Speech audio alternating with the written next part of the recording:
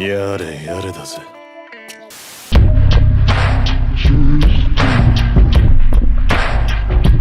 Hey everybody, it's the Brewmaster here. If this is your first time to the channel, then welcome. And to you over 8,000 would-be pistolettos out there and the 52% who still haven't subscribed yet, hey, it's great to see you again. Firearms are one of the most effective, most widely used weapons of the modern era and have a massive presence in mainstream media.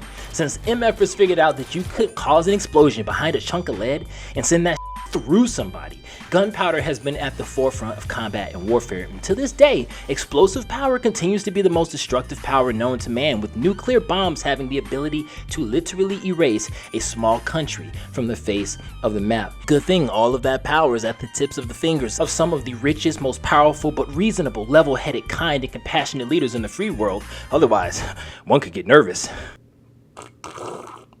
Guns are everywhere, especially in the American Southwest where I live. So suffice to say, a lot of the people that I know shoot guns, and I also shoot guns. I was also a Marine and trained at a professional level to shoot firearms. I know some of you are gonna be like flabbergasted, what? You're a veteran? Like, yeah, I'm a Marine Corps vet. And look how thrilled I was to be there. Didn't even know what I was in store for, and wow, my God, look at that baby face. Was I ever so young?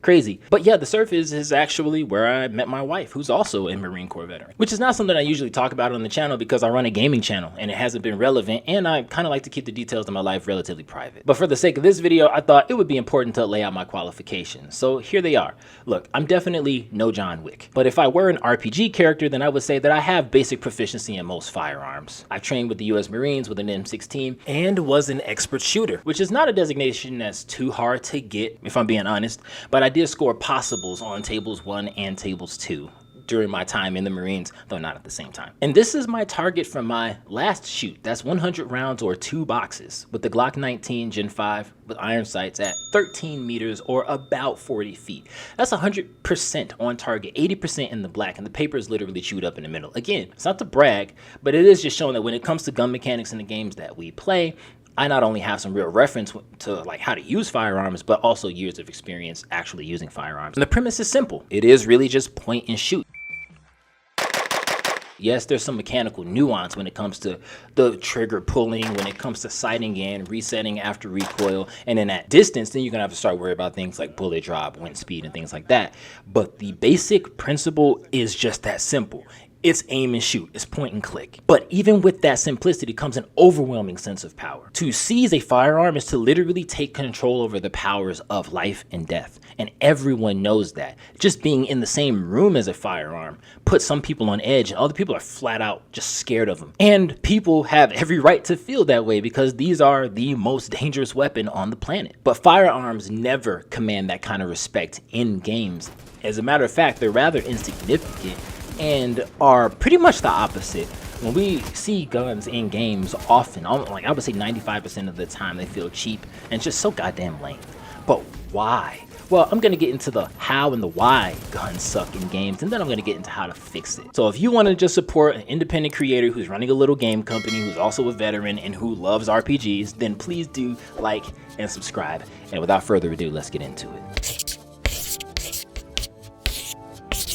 The thing that peeves me the most about guns in games is gonna be the most obvious thing about guns in games, and that's that getting shot or shooting something doesn't kill it. Even if you shoot it in the head sometimes, you will not be able to kill what you're shooting at with 1, 2, or even 3 bullets. And getting shot will almost never kill you in just 1 or 2 or 3 bullets. I mean, in most games, a rifle bash literally does more damage than shooting someone. A knife attack is an auto kill, but 4 bullets to the chest, you're just still sprinting to me at top speed, huh? But in English, we literally have a saying about bringing knives to a gunfight.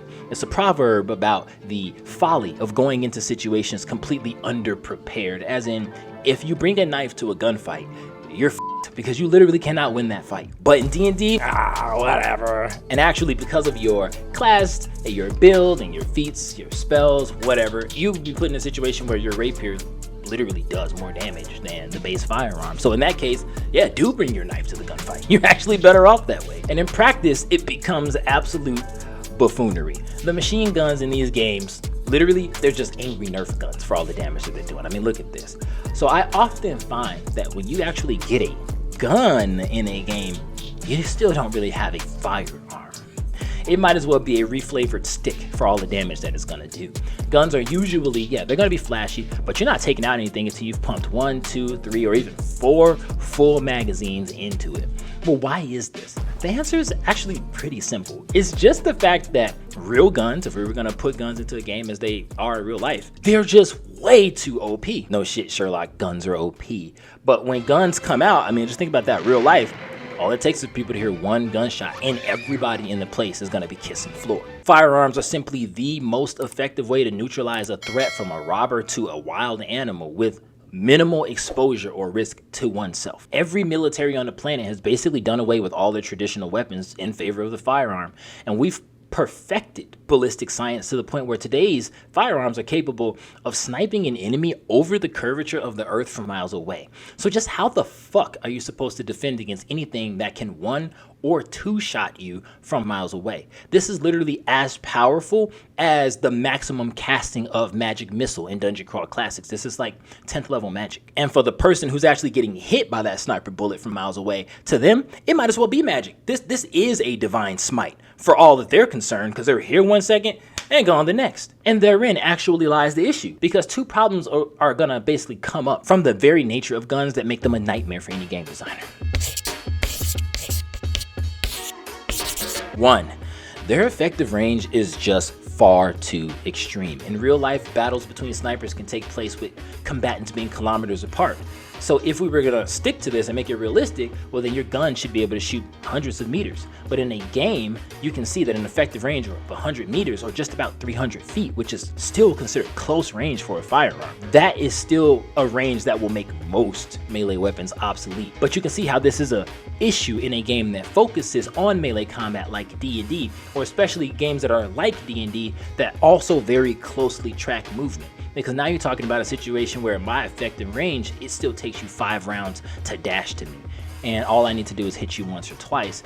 If the firearm is very effective, that's gonna take you out. But that actually leads me to my second point. Number 1 isn't so bad by itself. Range isn't so bad by itself, but it's when it's coupled with issue number 2, the extreme damage. Guns deal a ton of damage. Gunshot wounds are absolutely devastating. With the correct firearm, you can kill any creature on the earth with 1 or 2 well-placed shots. Combined with the first issue of almost or virtually infinite range, now what we're looking at is an utterly broken game. If we keep it realistic, then basically every single attack that you land with a firearm should be a crit, because in real life, any body part that gets hit is gonna be at least crippled. And if you hit any vital zones, that's gonna be instant death, more likely than not. So as a game designer, how do you even balance such a thing? If guns should realistically be able to kill anything in just a couple of shots, then okay, how much HP does a level 20 character have? Over 100. So in my private D&D setting, if I want a gunshot wound to the head to be fatal, even for a level 20 character, do I put a gun in the game that just does 100 damage? No, because that's utterly ridiculous. And I've seen some D&D Beyond Homebrew that leans in that direction, but no, young game designer, don't do that. No game should add a weapon with a 500-foot range and that does 10d20 plus 100 damage on a headshot, even though that's probably a pretty realistic take on the weapon. But in D&D, you know, guns only do 1d10 damage. My 8th level ranger has 69 HP, meaning you have to shoot him 12 times for him to go down. Not die, mind you, just go down and start the dying process, which then they can still be brought up from with a single healing word. And just like that, it's now a game where you're literally playing superheroes, you know? Where after a certain level, just because of how much HP you have, you're virtually going to become bulletproof or bullet resistant at the very least. And in video games, we refer to enemies like this as bullet sponges, which is a derogatory term. And it's because guns are so OP, you can always tell which designers were really stumped by this design issue, because it's in those designers' games where you're going to find the bullet sponge enemies. In most games, even the basic peons, you're going to see them tanking bullets too. And they're not even the boss, because quietly designers know going down in one shot, that's not really that fun, and it could actually be a buzzkill depending on the kind of game that you want to run. But then how is that supposed to make the player feel? I come here to try to get my Danny Glover moment. When I shoot someone, I want them to go down. Hey, asshole!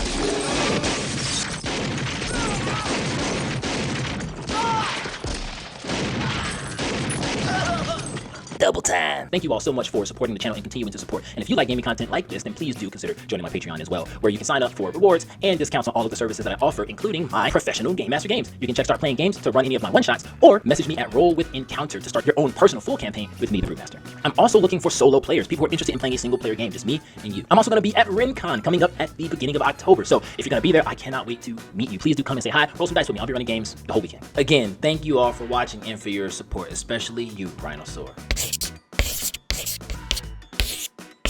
Just let them be as powerful as they should be. This is an absolutely, big dick move. Just put it out on the table. Just let the guns hurt. This works well in games that are going to strive for gritty realism.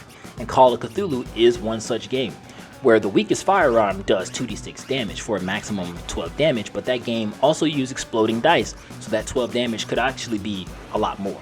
Starting characters are only going to have between 7 and 15 HP, which means that for most characters, 2 pistol shots of average damage, which is going to be 7 damage, that's a double tap. That's going to kill most characters. And with bad luck, a single bullet that does max damage or exploding damage, that can kill even a character with 15 HP right out. And headshots do even more damage, and that's very realistic, which is very Call of Cthulhu. But also, Call of Cthulhu is a game where combat is only about 10% of the overall gameplay, and so the fact that you're not doing 4 adventuring encounters per day, that goes a long way toward making the extremely deadly combat perfectly acceptable. But what about something like D&D where it's super combat heavy? You can't put a weapon that's capable of insta-killing the PC in a game where you're supposed to fight and have 4 encounters per day, because then it's only going to be a matter of time before you wipe the party.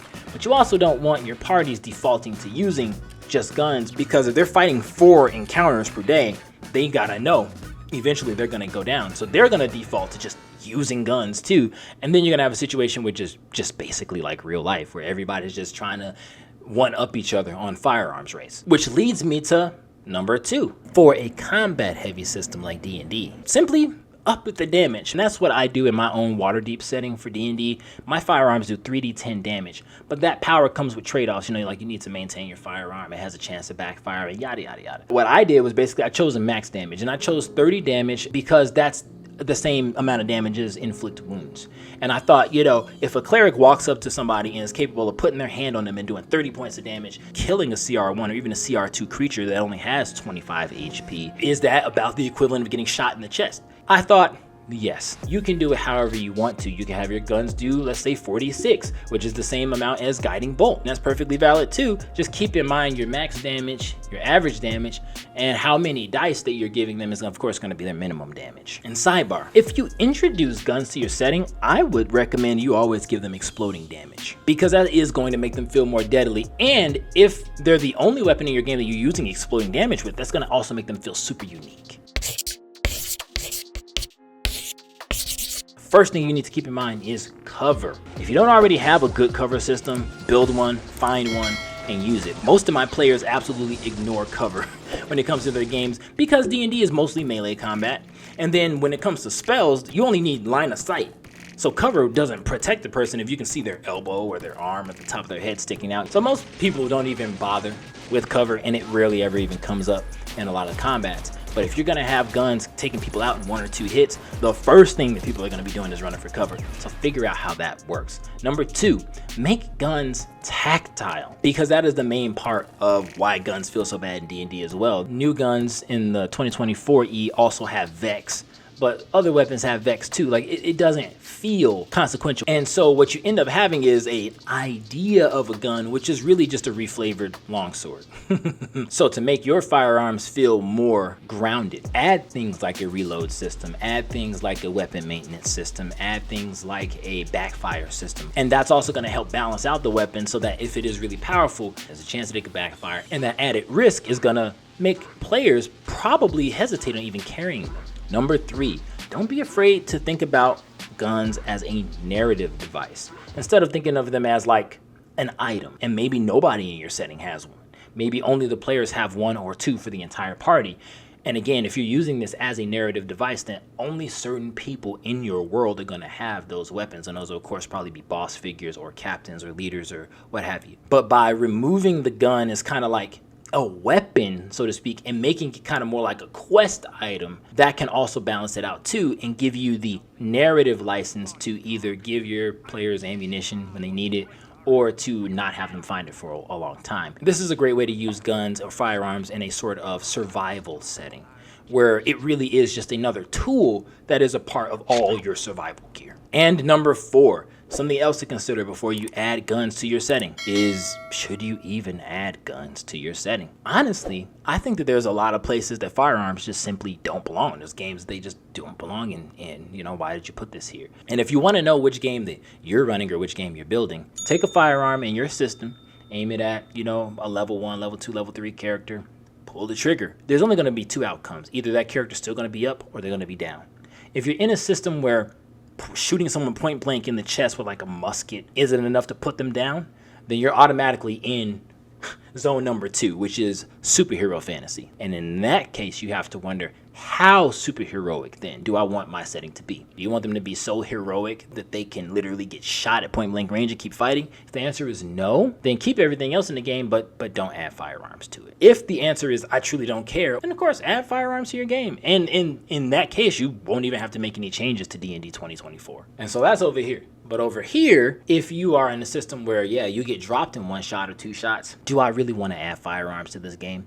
Because that might be really deadly, or maybe even too deadly. Maybe we're not going to do guns in this campaign. And you can make that decision, keeping in mind the narrative and the fiction that you want to preserve. Do we want hyper fantasy and superheroism, or do we want realism? Because the fact is, as soon as the PCs get shot like 5 times and then they're just magically okay again after a long rest, you've already lost the plot. And if you check your screen now, you'll see that I put up some mechanics that I use in my own Waterdeep setting, which has very dangerous, very deadly firearms. And also, thanks for watching to the end. Please like, subscribe, and comment. What do you think about guns in games? What games are particularly good with guns, or what games have absolutely trash guns? I would love to know. And catch me at RenCon this upcoming October, where I'll be running games and looking forward to meeting all of you in person. Join the Patreon for more updates behind the scenes and keep tabs on the OSR style module that I am creating for 5e. Yes, I'm creating my own module for 5e. So check back here for new Encounter episodes Fridays, 1 o'clock. You can stick around to watch more gaming videos here if you choose, but if not,